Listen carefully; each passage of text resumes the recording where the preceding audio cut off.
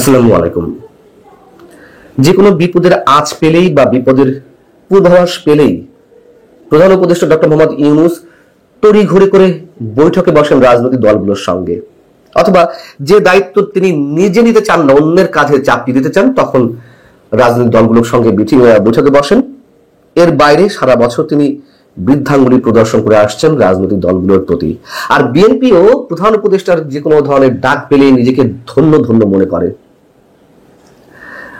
অথচ from the beginning বিএনপিকে যে সরকার বা প্রধান উপদেষ্টা নাকানি চুবানি খাইয়ে আসছে, এ কথা দেশের প্রতিটি সাধারণ মানুষ থেকে শুরু করে সবাই বিষয়টি বুঝতে পারলেও হয় বিএনপি বুঝতে পারছে না, অথবা বিশেষ এক কারণে বিএনপি সরকারের কাছে ধরা। কি কারণে তারা এতটা ধন্য ধন্য মনে করেন নিজেকে, মানে প্রধান উপদেষ্টা ডাক পেলেই, আমরা জানি না। মাইলস্টোন স্কুল অ্যান্ড কলেজে বিমান বিধ্বস্তের ঘটনায় যখন ছাত্ররা ফুঁসে উঠল নিহতের প্রকৃত সংখ্যা প্রকাশের দাবি সহ আরো বিভিন্ন দাবিতে, তখন এটুকু তো আমরা স্পষ্ট দেখতে পেলাম যে ডক্টর মোহাম্মদ ইউনূসের পায়ের তলা থেকে মাটি সরে যাচ্ছে, এমন একটা অবস্থা। ঠিক সেই মুহূর্তে তিনি রাজনৈতিক দলগুলোর সঙ্গে বৈঠকে বসলেন। এর আগে আমরা দেখেছি 15 আগস্ট সরকারি ছুটি বাতিল হবে কিনা, তখন রাজনৈতিক দলগুলোর সঙ্গে বৈঠকে বসেছেন। মাস কয়েক আগে ক্যান্টনমেন্টে অফিসার্স অ্যাড্রেসে সেনাপ্রধান যখন করিডোর নিয়ে কথা বললেন এবং অন্যান্য নানান ইস্যুতে পোর্ট নিয়ে কথা বললেন, সরকারকে এক ধরনের হুঁশিয়ারি উচ্চারণ করলেন, তখন তড়িঘড়ি করে সবাইকে নিয়ে তিনি বৈঠকে বসলেন, পদত্যাগের নাটকও করলেন। মাইলস্টোন স্কুল অ্যান্ড কলেজে বিমান বিধ্বস্তের ঘটনায় ঠিক একই রকম দৃশ্য আমরা দেখলাম। সেখানে কাদেরকে ডাকা হলো? বিএনপিকে, জামাতে ইসলামীকে, ইসলামী আন্দোলন এবং জাতীয় নাগরিক পার্টি এনসিপি। একদিকে সারা দেশে শোকের মাতম চলছে, বৈঠকের নামে আমরা কি দেখলাম? বৈঠকের নামে দেখলাম সারা দেশে যখন আহাজারি, অন্যদিকে প্রধান উপদেষ্টার হাস্যজ্জ্বল ছবি, এই বিষয়টি অনেক বেশি ভাইরাল হয়েছে এবং একই সাথে তাদের খাওয়া দাওয়ার ছবি ফটো সেশন করলেন, সেই ছবি প্রকাশ পেল। এতটুকু লজ্জা নেই এই মানুষগুলোর। এই ছবি প্রকাশের মধ্য দিয়ে কি বোঝাতে চাইলো সরকার? মানে বোঝাতে চাইলো যে তারা যে কোনো ষড়যন্ত্রের বিরুদ্ধে ঐক্যবদ্ধ। এটা বোঝানোর জন্য কি গ্রুপ ছবি লাগে?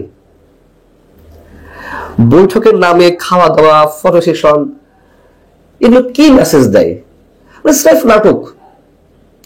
আর মাত্র 4 দল কেন? ডক্টর ইউনূসের পায়ের তলা থেকে মাটি সরে যাচ্ছে, তার জন্য তিনি রাজনৈতিক দলগুলোকে আবার ফ্যাসিবাদের বিরুদ্ধে ঐক্যবদ্ধ থাকার কারণে, ঐক্যবদ্ধ থাকতে তিনি সব দলগুলোকে, মানে রাজনৈতিক দলগুলোকে ডাকলেন। সেখানে 4 দল কেন? আর 4 দল থাক, 3 দল থাক, তার মধ্যে এনসিপি কেন? এনসিপি কোনো নিবন্ধিত রাজনৈতিক দল? সিপিবি কোথায়? বাসদ কোথায়? নাগরিক ঐক্য কোথায়? গণসংহতি কোথায়? এবি পার্টি কোথায়?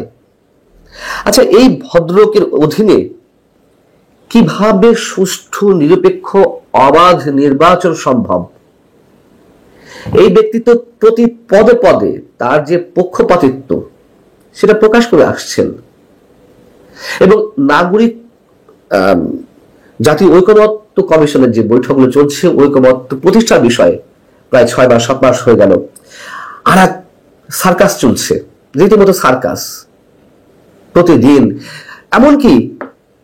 এমনকি গত সোমবার যখন ভয়ঙ্কর বিপদটি নেমে এলো বাংলাদেশের উপরে বিমান দুর্ঘটনার, তার পরদিন সকালেও জাতীয় ঐক্যমত্য কমিশনের বৈঠক হয়েছে। কি উদ্ধার করছে এরা? কি হয়? আমি তো বেশ কয়েকটা রাজনৈতিক দলের নেতাদের সঙ্গে কথা বলেছি, জানি সেখানে কি হয়। খাওয়া দাওয়া আর এসব নাটকবাজি, ভাওতাবাজি, এছাড়া তো আর কিছু নয়। এবং দিনের পর দিন এগুলো টেনে নেওয়া হচ্ছে।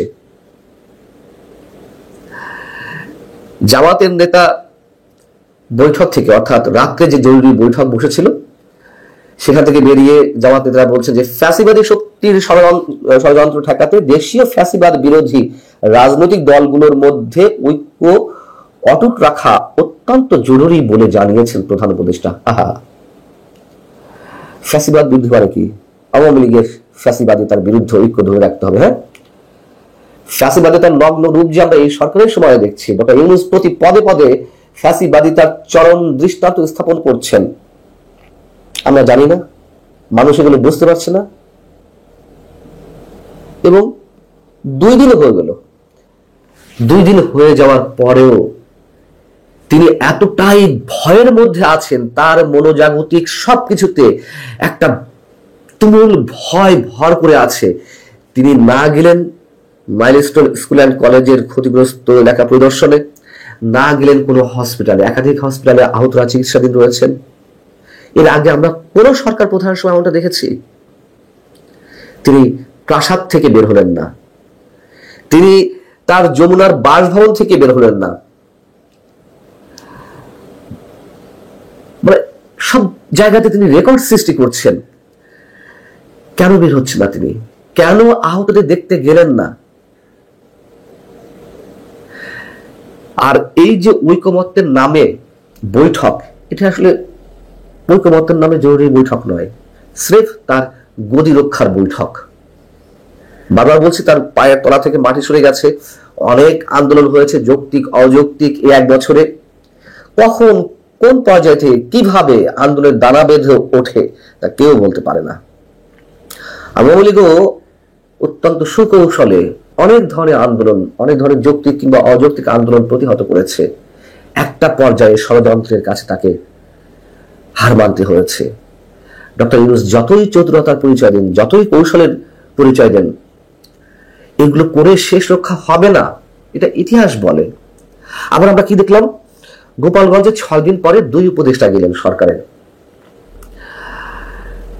সেতু উপদেষ্টা ফজলুল কবির খান আর বন পরিবেশ বিষয়ক উপদেষ্টা সৈয়দা রিজওয়ানা হাসান। তারা গিয়ে কি করলেন? সংঘর্ষের প্রতিটি স্থান তারা পরিদর্শন করেছেন। ক্ষতিগ্রস্ত কারাগার পরিদর্শন, আগে বললাম এনসিপির সভামঞ্চ, মানে যেখানে এনসিপির সভামঞ্চ হয়েছিল একটা অস্থায়ী সভামঞ্চ, সেটা তো এতদিন তুলে দেওয়ার কথা, রেখে দেওয়া হয়েছে, সেখানে সেই জায়গাটিও তারা পরিদর্শনে গেছে। সংঘর্ষের স্থান, জুলাই স্মৃতিস্তম্ভ সহ ক্ষতিগ্রস্ত বিভিন্ন স্পট তারা ঘুরে দেখেছেন। কি দায়িত্বশীল ব্যক্তিরা! অথচ যে 5টি মানুষ অফিসিয়ালি যেগুলো ডিক্লিয়ার্ড, 5টি মানুষ নিহত হলেন, তাদের কারো বাড়িতে গেলেন না। কেন গেলেন না নিহতদের কারো বাড়িতে? তারা সব আওয়ামী লীগের কর্মী? তারা তো সবাই আওয়ামী লীগের কর্মী না। এর মধ্যে দিনমজুর আছেন, ব্যবসায়ী আছেন। আর সবাই আওয়ামী লীগ যুবলীগ করলেও মানে একেবারে তারা অপাঙ্ক্তেও, তারা মানুষের পর্যায়ে পড়েন না, তাদের বাড়িতে যাওয়া যাবে না। এই যে বারবার বলছিলাম নাটক নাটক নাটক এবং জঘন্য কুৎসিত নাটক, এই সরকারের কাছ থেকে আমরা কি আশা করব, কি আশা করতে পারি? ফ্যাসিবাদ বিরোধী ঐক্য। আসসালামু আলাইকুম রাহমাতুল্লাহি ওয়া বারাকাতুহু। সম্মানিত দর্শক, ঢাকার মাইলস্টোন স্কুল অ্যান্ড কলেজে যে মর্মান্তিক দুর্ঘটনা ঘটেছে, সেটি নিয়ে মূলত এটি আমার প্রথম ভিডিও।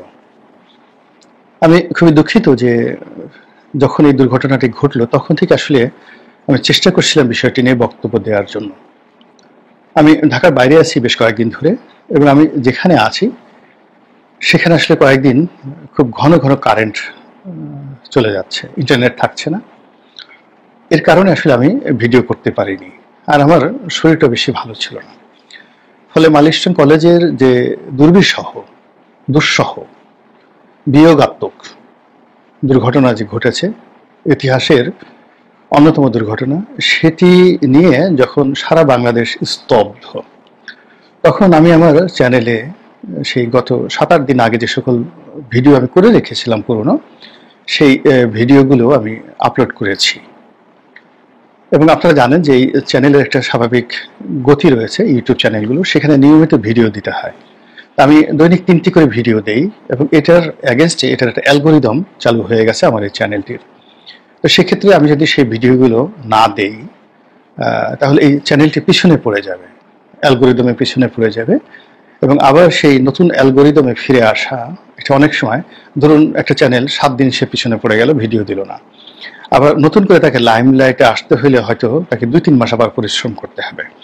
এই জন্য যারা ইউটিউব চ্যানেল দেখেন, বা যাকে বলা হয় যারা চালান, তারা এটা খুব ভালো করে অনেকে জানেন অনেকে জানেন না। সেটা হলো এটা ধারাবাহিকতা বজায় রাখার জন্য নিয়মিত এখানে ভিডিও দিতে হয়। তো দৈনিক আমি যেমন 3টি ভিডিও দিই, সব ভিডিওর কোয়ালিটি ভালো হয় না বা সকল ভিডিও প্রাসঙ্গিক হয় না, অনেকটা মনের বিরুদ্ধে ইচ্ছার বিরুদ্ধে অনেক কথা বলতে হয় শুধুমাত্র এই চ্যানেলটিকে চালু রাখার জন্য।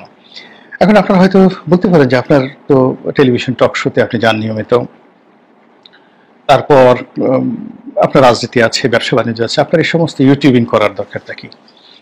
বাস্তবতা হলো যে গত 6 বছর ধরে আমি এই ইউটিউব চ্যানেলটা ধীরে ধীরে গড়ে তুলেছি এবং শেখ হাসিনার জমানাতে যদি আমার এই ইউটিউব চ্যানেলটা না থাকতো, বিশ্বাস করেন তারা আমাকে কিন্তু গুম করে ফেলতো। কাজে এই যে সামাজিক মাধ্যমটি, এটি আমার রাজনীতিতে, আমার অস্তিত্বে, আমার বেঁচে থাকার জন্যে এবং জনগণের সঙ্গে আমার যে সম্পৃক্ততা, এই জন্য আমাকে যে সাহায্য করেছে, সহযোগিতা করেছে, এই কারণে অনেক সময় আমার মনের বিরুদ্ধে অনেক ভিডিও করি বা ভিডিও আপলোড করি, যেগুলো ধারাবাহিকতার জন্য। কেননা প্রতিদিন 3টি ভিডিও করাটা আসলে শোভনীয় নয়, আমার কাছে ভালো মনে হয় না, আমার কষ্ট হয় খুব, তারপরে এই কাজটা করি।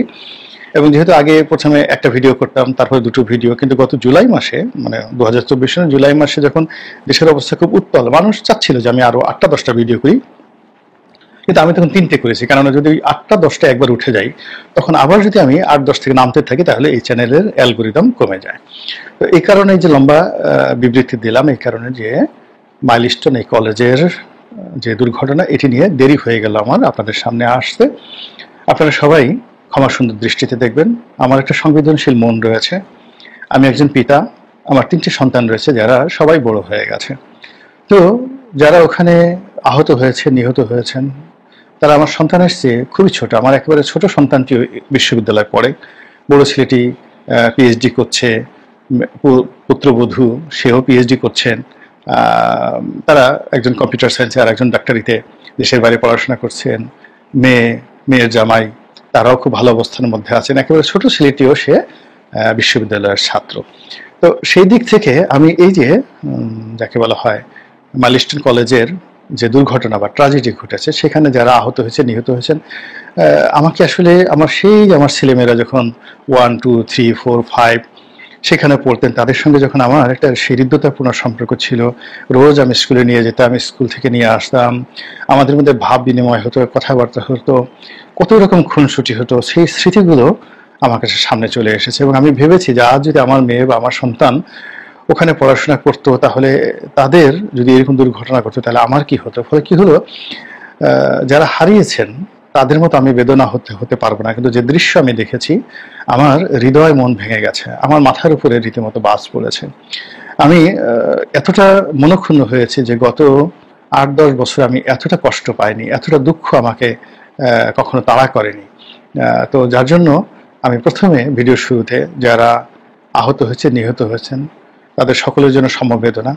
যারা নিহত হয়েছেন তাদের জন্য জান্নাতুল ফেরদাউস, এবং নিহত যারা পরিবার, আল্লাহ রাব্বুল আলামিন যেন তাদেরকে এই দুঃখ যাকে বলা হয় কাটিয়ে ওঠার তৌফিক ইনায়েত করেন। যারা আহত আছেন তাদের উন্নত চিকিৎসা, সর্বাধিক সুন্দর চিকিৎসা এবং সুস্থতার জন্য আল্লাহর দরবারে ফরিয়াদ করছি।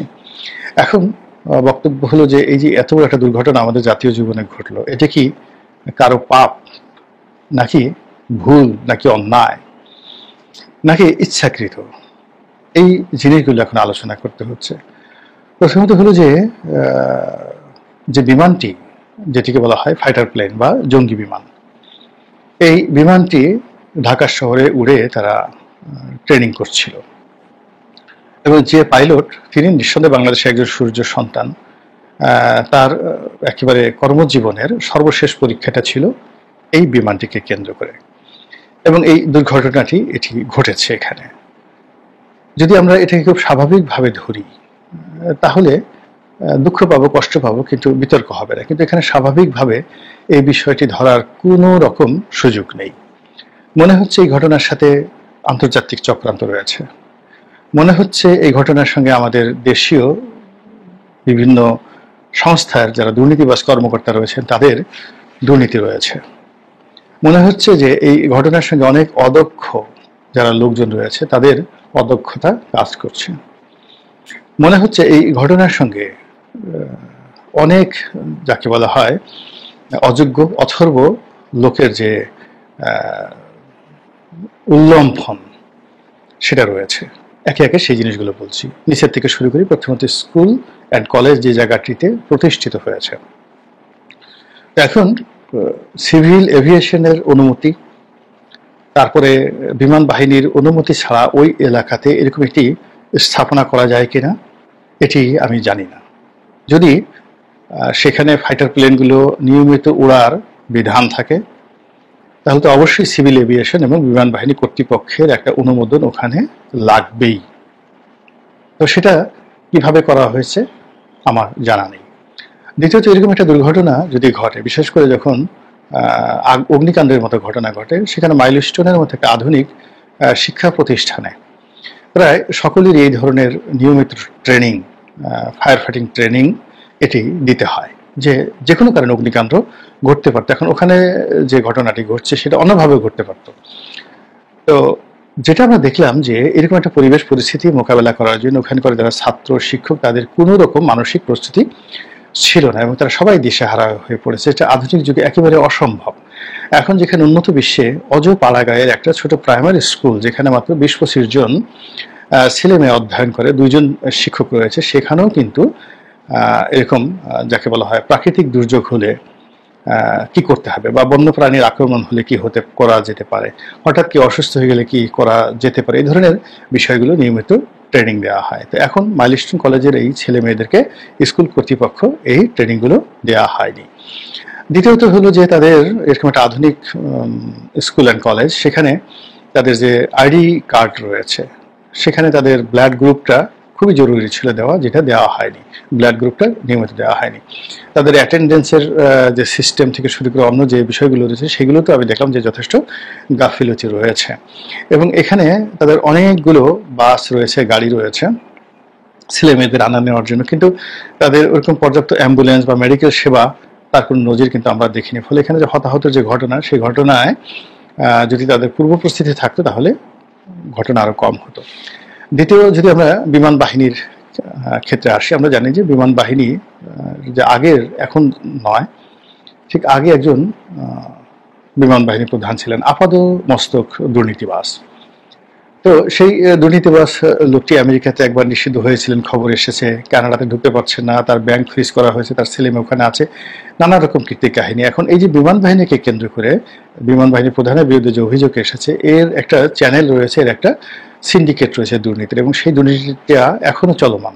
এর কারণ হলো গত 11 মাসে কোনো একটা ডিপার্টমেন্টে শেখ হাসিনা জমানার যে অনিয়ম দুর্নীতি, এটা কমে নাই, বরং ক্ষেত্র বিশেষে অনেক অনেক বেড়ে গিয়েছে। তো সেই ক্ষেত্রে এই যে বিমানটি, এটি যারা কিনেছিল, এটা প্রাথমিক দুর্নীতি। দ্বিতীয়ত হলো এটা মেনটেন্যান্স থেকে শুরু করে এটা ট্রেনিং যা কিছু আছে, তার সঙ্গেও বিশাল একটা দুর্নীতি জড়িত থাকতে পারে। তো এই বিষয়গুলো নিয়ে আমাদের চিন্তা করতে হবে, যেগুলোকে এই দুর্নীতিকে আপনি রীতিমতো পাপ হিসাবে আখ্যায়িত করতে পারেন। থার্ডলি হলো যে এই ঘটনাটি ঘটার পর বিমান বাহিনীর যে ইমিডিয়েট রেসপন্ড দরকার ছিল, সেনাবাহিনীর যে ইমিডিয়েট রেসপন্ড দরকার ছিল, আইনশৃঙ্খলা রক্ষাকারী বাহিনী থেকে শুরু করে সরকারের যে ইমিডিয়েট রেসপন্ড দরকার ছিল, সেই রেসপন্ডটা আসেনি। ফলে সারা দেশের মানুষ আহত, ব্যথিত।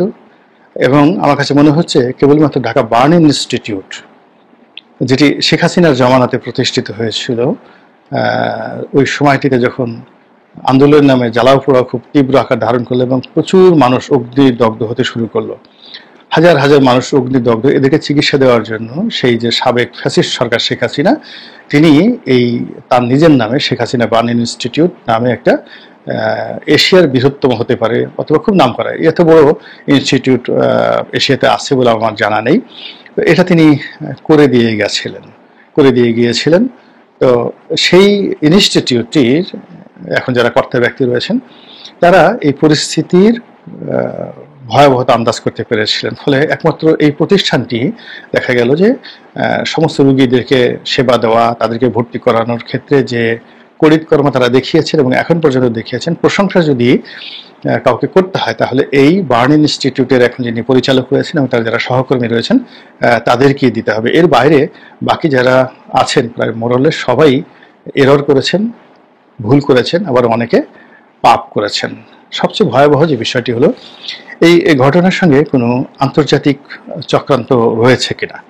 সেটা পশ্চিমাদের হতে পারে, সেটা ভারতের হতে পারে, পাকিস্তানের হতে পারে, বাংলাদেশকে অস্থিতিশীল করার জন্য, এমনকি অন্য কোনো রাষ্ট্রেরও হতে পারে। এর কারণ হলো এর সাথে অনেক কিছু জড়িত। যে বিমানটি দুর্ঘটনা কবলিত হলো, এই বিমানটি কোন দেশের তৈরি, এই বিমানকে যাকে বলা হয় আন্তর্জাতিক বাজারে এটিকে একটি ত্রুটিযুক্ত বিমান হিসেবে আখ্যায়িত করার জন্য এই ঘটনা ঘটানো হতে পারে। এবং আপনারা জানেন যে এই বিমানটি, যতটুকু আমি শুনেছি, এটি চীনের তৈরি একটি বিমান, এবং এটা যে টেকনোলজিটা সেটা হলো রাশিয়ার তৈরি যে MiG-29 যুদ্ধ বিমান রয়েছে, যেটিকে আমেরিকার যে F সিরিজের বিমান, F-16, F-35 যেগুলো আছে, তো এই সমপর্যায়ের বিমান হলো রাশিয়ার মিগ সিরিজের বিমান। আর রাশিয়ার সেই মিগ সিরিজের বিমানকে এবার চায়নারা তৈরি করেছে, এই এখন আমরা যেটা এখানে হারালাম যে বিমানটি। তো চাইনিজ বিমানের এখন খুব জয় জয়কার, যেমন তুরস্কের ড্রোন, তারপর শেষে ইরানের ক্ষেপণাস্ত্র এই মুহূর্তে পৃথিবী কাঁপাচ্ছে। তো সেক্ষেত্রে যুদ্ধ বিমানের ক্ষেত্রে একটা নতুন দিগন্ত উন্মোচন হয়েছে চায়নার যুদ্ধ বিমানের ক্ষেত্রে। এই কারণ হলো বিগত যে ভারত পাকিস্তান যুদ্ধ, সেই যুদ্ধে যে ডগ ফাইট, সেই ডগ ফাইটে চাইনিজ বিমানগুলো নিয়ে, যুদ্ধ বিমানগুলো নিয়ে পাকিস্তানের বিমান বাহিনী যে পারঙ্গমতা দেখিয়েছে, যে দক্ষতা দেখিয়েছে, এটি সারা বিশ্বকে অবাক করে দিয়েছে। এবং সেখানে রাফায়েলের মতো বিমান বা F-16 এর মতো বিমান বা F-35 এর মতো বিমান, সেগুলোকে টেক্কা দিয়ে চাইনিজ বিমানের বলতে গেলে জয় জয়কার আমরা দেখেছি। ফলে কি হলো, আন্তর্জাতিক অঙ্গনে চাইনিজ বিমানকে যারা সুযোগ দিতে চাচ্ছে না, তাদের এই চক্রান্তটা হতে পারে। এর বাইরে যেটা হতে পারে সেটা হলো পশ্চিমারা এই বাংলাদেশে এখন অনেক কিছু নিয়ে খেলাধুলা করছে, এবং যারা, আপনি চিন্তা করেন, একজন বিন লাদেনকে মারার জন্য এই একটা 9/11 ঘটাতে পারে, এবং তাদের গর্বের ধন টুইন টাওয়ার, সেই টুইন টাওয়ার নিজেরা আক্রমণ করে মাটির সঙ্গে ভ্যানিশ করে দিয়ে স্পট, মানে বলতে গেলে প্রায় 1,500 লোক সঙ্গে সঙ্গে তারা মেরে ফেলতে পারে, তাদের নিজের দেশের জনগণ। তো তারা পারে না এমন কোনো কর্ম নেই। এবং এটা আমরা আরো বেশি সন্দেহ করছি যে এই দুর্ঘটনা ঘটার একদিন বা 2 দিন আগে